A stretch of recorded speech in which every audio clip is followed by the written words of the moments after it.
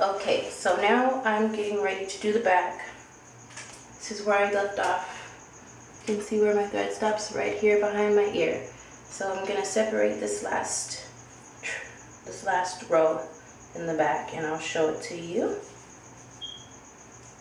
And I'm just gonna separate it, just about from ear to ear, and put the rest back up in a ponytail.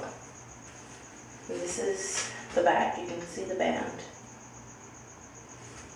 I'm going to take my thread and I'm going to go underneath the wig with the needle and come out through the top.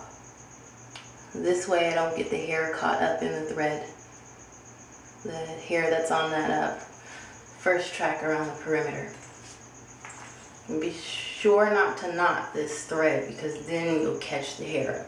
So now my thread is coming out of the band here, and I'm just gonna reach underneath and feel my braid with my thumb, and with my forefinger I'm gonna go into the band underneath the braid and then come back out on another side of the band,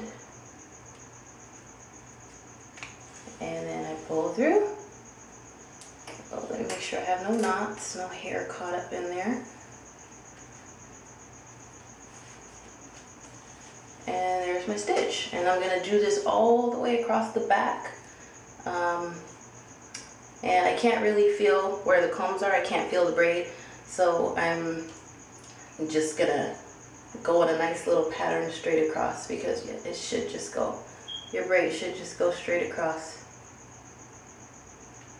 And these stitches aren't going to be very close together because, they don't need to be, unless you're wearing your wig sewn down for an extended period of time, like the length of time you'll wear an install.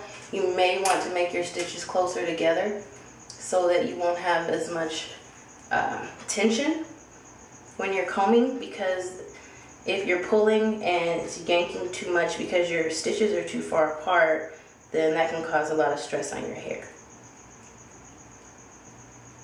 And I'm talking about your natural hair underneath the wig where, that braid where everything is sewn onto. And I'm just doing the back stitch, which is basically you stitch across, come under, and then loop up. I can't really explain it. You gotta see it. So I'm gonna do this until I get around to the other side, and then I'll continue sewing.